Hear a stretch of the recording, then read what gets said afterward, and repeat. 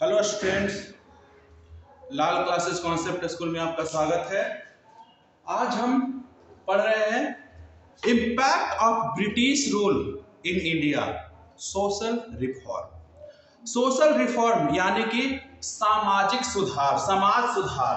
अब कल भी हम लोगों ने बताया था, पिछले वीडियो जो हमारा देखिएगा उसमें हम लोगों ने क्या पढ़ा था कि किस प्रकार से भारत में जो बुराइयां थी, हमारी सोशल इविल्स थी, कौन कौन से, सती सिस्टम है ना, चाइल्ड मैरिज, डॉली सिस्टम, आज हम उसके बारे में भी पढ़ेंगे, फीमेल इन्फेंटिसाइड, पर्दा प्रथा और भी बहुत सारी बुराइयां थी। उन सबको किस प्रकार से हमारे सोशल रिफॉर्मर जो थे, समाज सुधारक थे, उन्होंने कैसे वर्क किया और उसको हमारे समाज से दूर हटाया, उसके खिलाफ कोई नियम बनाए गए और जिसके कारण क्या होने लगा, हमारे समाज के लोग धीरे धीरे इसके प्रति जागरूक होना शुरू हो गए। ठीक है, तो आगे हम लोग कुछ और सोशल इविल्स के बारे में जानेंगे, some other evil practices in India, कुछ और सोशल इविल जो हमारे देश में चालू थे, कुछ और सोशल इविल जो हमारे देश में देखने को मिल रहा था। वह था सबसे बड़ा जो आज तक हम इसको झेल रहे हैं, डॉरी सिस्टम। क्या है? दहेज प्रथा। दहेज प्रथा आज हम लोग देख रहे हैं हमारा समाज किस स्थिति में पहुंच गया है कि अगर किसी के घर में बच्ची का जन्म होता है तो उसके माता पिता के सर पर एक बर्डन हमेशा रहता है कि हमारी बच्ची का जब शादी होगा उस समय हमें भी दहेज देना पड़ेगा। इसका मतलब क्या हो गया कि हमारा समाज दहेज लोभियों से भरा हुआ है ना। ऐसा कोई लोग नहीं है जो यहाँ पर बिना दहेज के अपनी बच्चियों की शादी कर रहे हैं। यही चीज आज से पीछे हम लोगों ने पढ़ा था, थोड़ा है ना, आजादी से पहले की बात करते तो वहाँ फीमेल इन्फेंटिसाइड जो हम लोगों ने कहा था ना, वो इसी के कारण होता था, क्योंकि जिस माता पिता जो गरीब थे उनके यहाँ क्या हो रहा था कि अगर है ना गरीबी के कारण उनको बच्चियों का जन्म होगा तो उनको बाद में दहेज देना पड़ेगा, और यही दहेज जो थे उनके लिए सरदर्द था, क्योंकि उनके पास तो अभी खाने तक के लिए अनाज नहीं है, पैसे नहीं है, तो दहेज आगे चलकर कहां से देंगे। यही कारण था कि वह अपने बच्चियों को जन्म के समय ही मार देते थे। ये बहुत ही ज्यादा है ना घृणित कृत्य था उस समय के लिए। तो दहेज प्रथा आज की समाज के लिए भी सबसे बड़ी बुराई बन चुकी है, सोशल इविल बन चुकी है। अगला है अनटचेबिलिटी, जिसको हम लोग कहते हैं छुआछूत, है ना। जो ये अनटचेबिलिटी करते किसके साथ हैं, तो अनटचेबिलिटी ऐसे समुदाय, ऐसे है ना कास्ट के साथ किया जाता है जो अप्रेस्ड क्लासेस थे, सोशली डिप्रेस्ड क्लासेस, यानी एससी एसटी कैंडिडेट जो होते हैं, एससी एसटी के लोग ज्यादातर जो होते थे, उनके साथ हम पिछड़ा व्यवहार करते थे और अनटचेबिलिटी किया जाता था, यानी छुआछूत की भावना उसमें होती। इतना तक था कि अगर कोई ब्राह्मण, अगर कोई क्षत्रिय है ना किसी रास्ते से जा रहा है तो उस रास्ते पर उस समय कौन, जो शेड्यूल कास्ट के लोग थे, छोटे तबके के लोग थे, वह उससे रास्ते से हट जाएगा, साइड हो जाएगा, है ना, उसको मार देगा।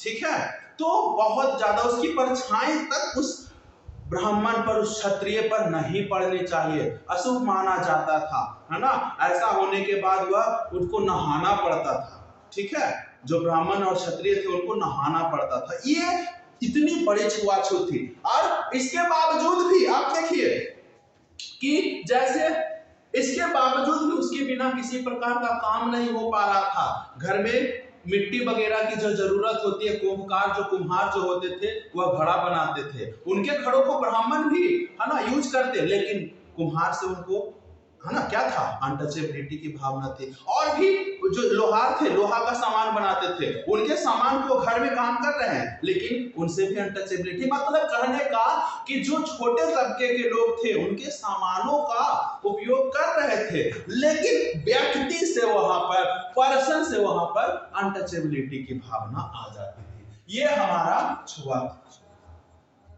सोशल डिस्क्रिमिनेशन है ना, भेदभाव।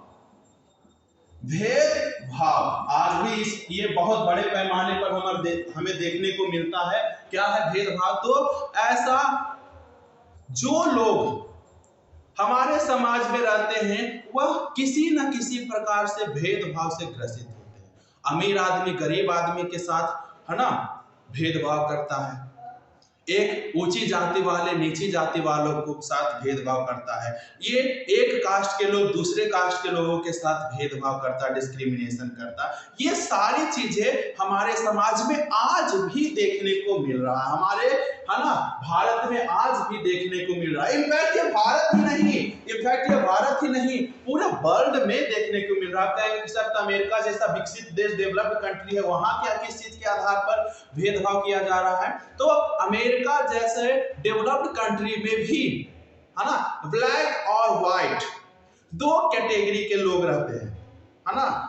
व्हाइट अपने आप को वहां सबसे ज्यादा ऊंचा समझते हैं और ब्लैक को वो डिप्रेस्ड क्लास समझते हैं, जिसके कारण ही वहां भेदभाव भी चलते रहता। ब्रिटेन हो और सभी जगहों पर इसी तरीके के भेदभाव चलते रहता है। ठीक है, तो ये था सोशल डिस्क्रिमिनेशन। और भी कई ऐसे है ना सोशल इविल है। ठीक है, 1920 ईस्वी तक हमारे समाज में लोग जागरूक थे, लेकिन जो पर्सन इनलाइटेड क्लासेस के थे, एजुकेटेड क्लासेस के थे, जागरूक लोग थे, वही है ना हमारे समाज में क्या कर रहे थे?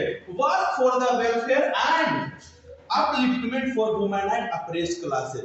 जो लोग इनलाइटेड क्लासेस के थे, जो लोग कुछ पढ़े लिखे थे, वही है ना हमारे देश में वुमेन की स्थितियों में सुधार लाने की कोशिश कर रहे थे, अपलिफ्टमेंट ऑफ द वुमेन की में कोशिश कर रहे थे। और साथ ही साथ जो अप्रेस्ड वेलफेयर एंड है ना upliftment for women and apprised classes, यानी कि जो अप्रेस्ड क्लासेस थे, अप्रेस्ड मतलब दबे कुचले लोग जो कहा जाता है उनको, तो दबे कुचले लोग उस समय कौन थे? तो जिसको बाद में है ना SC ST कैंडिडेट के लोग बोला गया, SC ST कैटेगरी के लोग बोला गया, है ना। इनको SC ST को कुछ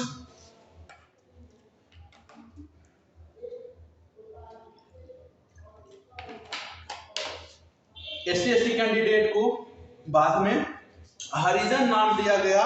इनको महात्मा गांधी के द्वारा हरि के जन, इसका कारण ये था कि उन लोगों के साथ कुछ भावनाएं जो थी वह लोग उसके साथ भेदभाव नहीं करे, भावनाओं से जुड़कर रहे। हरि का जन मतलब कि भगवान के पुत्र को हरि का जन कहा जाता। भगवान ने भी इन्हें भी बनाया है, इसीलिए इनके साथ भेदभाव न किया जाए, ऐसा इन्होंने कहा। यही कारण था कि हम लोग धीरे धीरे धीरे धीरे करके है ना डिस्क्रिमिनेशन को खत्म करते जा रहे हैं। लेकिन बहुत ज्यादा ये खत्म हो चुका है, लेकिन फिर भी हमारा समाज अभी भी आज भी पिछड़ेपन पर ही बना हुआ है। ठीक है, आगे देखते हैं।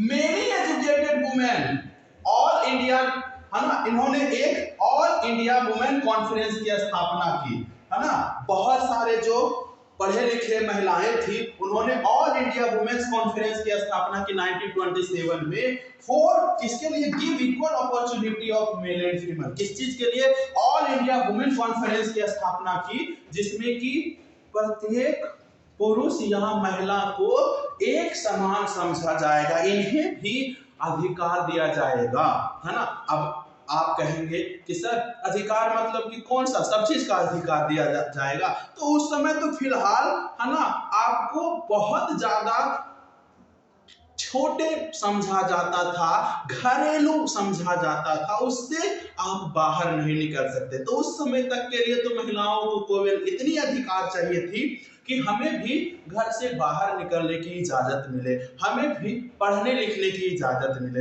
हमें भी है ना हर एक तरीके के छोटे बड़े काम करने की इजाजत मिले, जो कि हमारे घरों के पुरुष करते हैं, है ना। उतना ही यह आजादी खोज रही थी। इससे यह नहीं था कि हम बहुत ज्यादा खुलापन महसूस करें, हम कहीं भी जाकर घूमे, अकेले जाइए, ये सब कुछ नहीं। बस उसे अपना एजुकेशन का और इक्वल अपॉर्चुनिटी टू एम्प्लॉयमेंट, इतनी ही उस समय की जरूरत थी, और वह ज्यादा कुछ नहीं चाह रहे थे।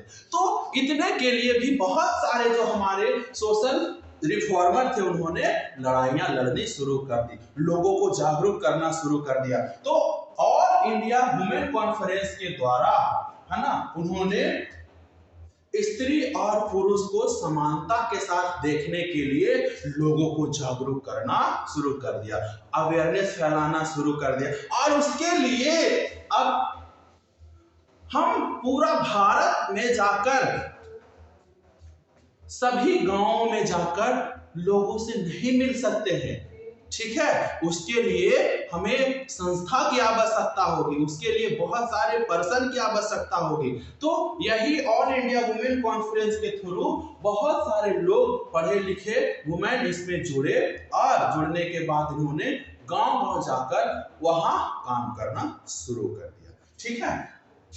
एग्जाम्पल में पंडित रमाबाई रानडे, है ना, सरोजनी नायडू, सावित्रीबाई फुले, है ना, ज्योतिबा फुले की वाइफ थी सावित्रीबाई फुले, इन लोगों ने, और पंडित रमाबाई रानडे, ये, है ना, महादेव गोविंद रानडे, एमजी रानडे के वाइफ थी। ये सब ने मिलकर इस काम को आगे बढ़ाने का निश्चय किया, और उन्होंने आगे बढ़ाने का जो प्रण लिया उसे गांव-गांव तक सुचारू रूप से चलाया भी जाना शुरू कर दिया, ठीक है। आगे हम लोग देख रहे हैं एजुकेशन फॉर गर्ल्स। क्या देख रहे हैं? Education for girls.